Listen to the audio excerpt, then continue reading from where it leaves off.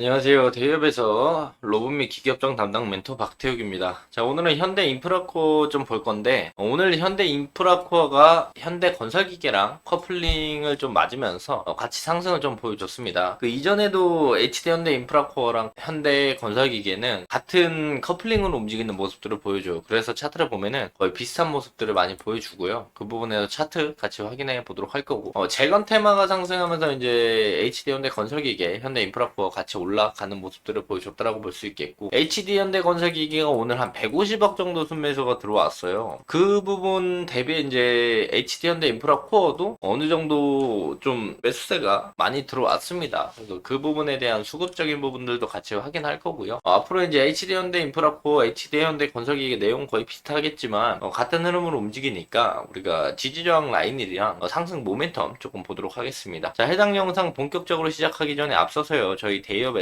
해당 종목뿐만 아니라 전 종목 모두 꾸준히 추적하고 분석해 드리니까요, 구독과 좋아요 한 번씩만 눌러주시고 영상 시청해 주시면 감사할 것 같습니다. 자, 바로 본론으로 들어가서 본다고 한다면 HD현대 인프라코어는 HD현대 건설기계와 비슷한 흐름을 보여줍니다. 그래서 지금 흐름을 보면은 지금 2023년 7, 8월 달에 이제 고점을 찍고 주가가 내려간 다음에 지금 바닥권을 좀 형성해주면서 이런 우상향의 모습들을 보여줘요. 그래서 이 우상향의 모습들을 보여주는 것들과 최근 장기평 돌파에 대한 부분들을 같이 본다라면 HD현대, HD현대 건설기계도 비슷한 모습입니다. 7, 8월 달에 고점을 찍고 주가가 내려와서 우상향의 모습들을 보여주고 있죠. 그래서 HD현대 건설기계, 인프라코어가 같이 움직이는데 HD현대 건설기계는 오늘 11%, 인프라코어는 6.59% 올라갔습니다. 그렇다면 HD현대 건설기계가 이제 인프라코어보단 대장 역할을 한다라고 우리가 볼 수가 있겠죠. 하지만 지금 HD현대 인프라코어를 들고 계신 분이 건설기계로 갈아탈 수 있는 부분들이 아니기 때문에 HD현대 인프라코어를 좀 본다라고 한다면 금일 상승에 대한 이슈로 우리가 봤을 때 바로 이제 어우 전쟁에 관련된 부분이라고 우리가 볼 수 있어요. 보시면은 우크라이나 협상 앞두고서 푸틴이 종전 카드를 꺼냈다라는 내용이 있죠.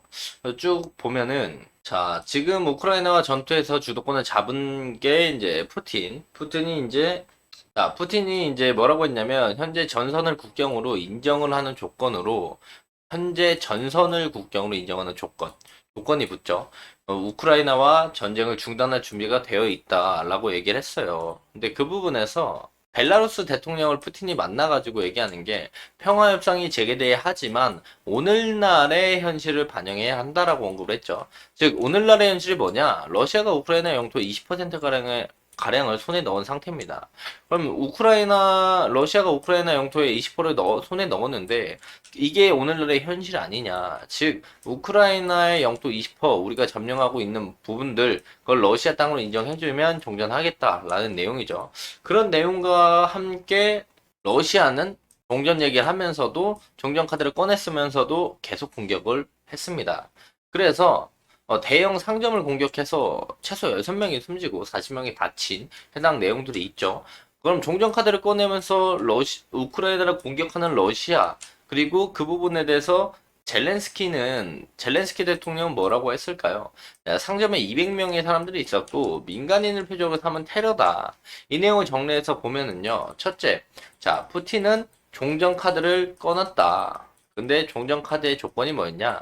지금 전선, 즉 너네 땅에 20%를 내놓으면 종전을 하겠다라는 내용이었고, 자, 두 번째, 해당 종전 카드를 꺼냈음에도 불구하고 포격을 가했다. 이게 두 번째죠. 세 번째, 그 부분에 대해서 우크라이나 대통령에 대한 반응은 이건 테러다. 민간인을 공격했다. 이런 내용이 나오면서 금일 종전, 러우 재건 테마로 상승을 보였지만 해당 내용이 이제 종전으로 흘러가는 모습을 보여주지는 않을 거란 말이죠. 그렇다면 해당 내용들은 단발성으로 상승이 나왔을 확률이 높아요. 그래서 추가적인 상승에 대한 모멘텀이 나와봤자 내일 하루 정도 더 나올 것으로 예상이 되고 있고, 추가적인 상승이 나온다면 장기평 돌파와 이제 매물대 라인들, 이전에 말씀드렸을 때 매물대 라인들을 돌파했기 때문에 저점이 높아지고 고점이 높아지는 이런 추세 라인들을 형성해 줍니다. 추세 라인들을 형성해 주기 때문에 이 추세 이제 상단부 라인인 해당 매물대 라인들까지는 내일 이제 양봉을 좀 보이면서 윗골이 달면서 반등이 나올 가능성이 있겠죠. 해당 라인들을 뚫고 올라간다면 우리가 이 위에 추가적인 상승이 나왔을 때 해당 매물대 라인들을 볼 수는 있겠지만 현재로서는 해당 이제 우상향하는 추세 상단부의 돌파 여부가 매우 중요할 것으로 이제 예상이 되고 있고, 돌파 못하고 조정이 나온다고 한다면 뭐 이런 식으로 윗골을 달아주고 내려온 다음에 이런 식으로 조정을 받겠죠. 근데 HD 현대 건설기계도 같이 확인해 봐야 하는 모습이고, 현재 이제 러우 전쟁에 대한 재건 테마로 이제 움직였지만, 그럼에도 불구하고 HD 현대 건설기계와 마찬가지로 현대 인프라코어가 수급이 좀 들어오는 모습입니다. 연기금에서 한 30억 들어왔고, 외국인이 형 거의 90억 매수를 했습니다. 그래서 한 120억 정도 순 매수가 들어왔는데, 한 125억 정도 개인이 매도하는 모습들을 보여줬고요. 개인들의 매도세를 받치면서 오늘 상승을 좀 이끌어줬다라고 보시면 좋을 것 같습니다. 그렇다면 러우 전쟁이 단순한 이슈로 파악이 되면서 단발성일 가능성이 있는데, 왜 기관 쪽에서 계속 매수를 엄청나게 하고 있느냐, 이 부분을 우리가 확인해 본다라면은 우리가 이제 하반기의 기대감들을 좀 볼 수가 있을 것으로 생각을 하고 있습니다. 자, 하반기의 기대감들이 어떤 것들이 있느냐, 우리가 저번 시간에 HD 현대 인프라코어를 봤을 때 실적 리뷰를 같이 했었잖아요. 실적 리뷰를 하면서 건기계 쪽에 대한 실적이 안 좋게 나왔고, 하지만 그 부분을 엔진 사업이 선방을 하면서 좀 막아준 모습들을 보여줬다라고 말씀을 드렸습니다. 하지만 이제 건기계 쪽이 좀 살아나면서 엔진은 꾸준히 간다고 하더라도 건기계 쪽이 좀 올라와주는 모습을 봐야 되는데, 그 건기계 쪽이 올라오는 모습들을 생각해 본다라면은 바로 하반기에 고금리가 끝나는 금리 인하와 디스타킹을 우리가 볼 수 있다. 이 부분에서 이제 하나씩 설명을 좀 드린다고 한다면, 우선 주가는 기본적으로 경기에 6개월을 선행하는 모습들을 보여줍니다. 그렇다면 오늘에 대한 상승이 재건 테마의 상승 수급뿐만 아니라 6개월 앞에 있는 경기를 선반영하면서 오늘의 수급이 들어왔다라면은 충분히 이해할 만한 수급으로 우리가 볼 수 있겠죠. 왜냐면 지금 9월에 금리 인하를 한다는 금리 인하에 대한 기조가 매우 강합니다. 하지만 그래서 올해 2번의 금리 인하를 하겠다는 내용들이 지금 강한 기조를 뿜고 있는데요. 그 부분에서 이제 9월에 금리 인하가 안 되더라도 올해 1회는 금리 인하를 할 가능성이 높죠. 금리 인하를 할 가능성이 있으니까. 그렇다면 지금 5월 27일입니다. 그렇다면 6개월 뒤면 연말이에요. 뭐 올해 안에 1회 금리 인하에 대한 부분들이 오히려 지금 선반영이 된다라고 우리가 생각을 해볼 수가 있겠죠. 그뿐만이 아닙니다. 해당 금리 인하에 대한 부분들이 왜 현대인프라코어에 좋냐. 우선 금리가 높다라면 제품들을 많이 사지 않습니다.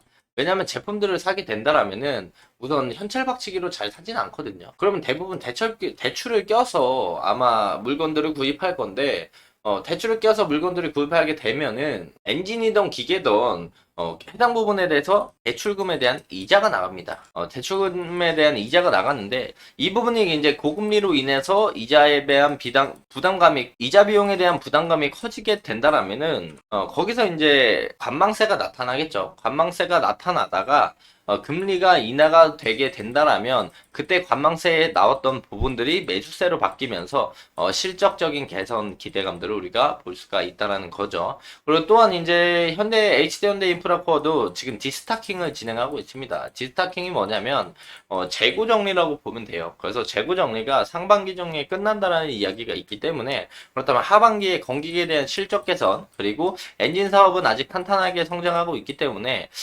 건기계 실적 개선과 엔진에 대한 실적 상승, 이 부분이 엮인다라면 우리가 하반기에 실적적인 부분들을 좀 기대해 볼 수 있겠다. 그러면서 이제 HD현대 건설기계도 선진시장, 즉 미국, 중국 등 점유율을 확대해 나가는 모습들을 보여주는데요. 최근에 이제 HD현대 인프라코어가 두산 바캡과 MOU를 체결하면서 북미 쪽의 협력을 강화했습니다. 보시면은 HD현대 인프라코어 두산 바켓과 북미 협력을 강화했다. 그러면서 이제 북미 쪽에 선진 시장에 대한 점유율을 확대해 나가는 모습들을 보여주고 있고, 해당 내용 플러스 알파로 HD 현대 건설기계와 함께 이제 2025년에 통합 플랫폼 시너지가 나온다라는 내용이 있습니다. 그래서 2025년에 통합 플랫폼에 대한 실적적인 개선 기대감들을 생각해 본다라면 6개월 선행하는 HD현대 인프라코어가 현재부터 움직이는 모습들, 순매수가 이해 안 가는 부분들은 아니다. 그렇기 때문에 하반기에 금리 인하에 대한 금리 인하 그리고 앞으로 재건 테마가 지금 당장 종전이 안 되더라도 추후에 종전에 관련된 내용들이 또 나온다라면 재건 테마로 추가적인 상승에 대한 모멘텀을 보여줄 수 있습니다. 그런 부분들 그리고 디스타킹이 진행돼서 하반기에 실적적인 개선 기대감 그리고 2025년에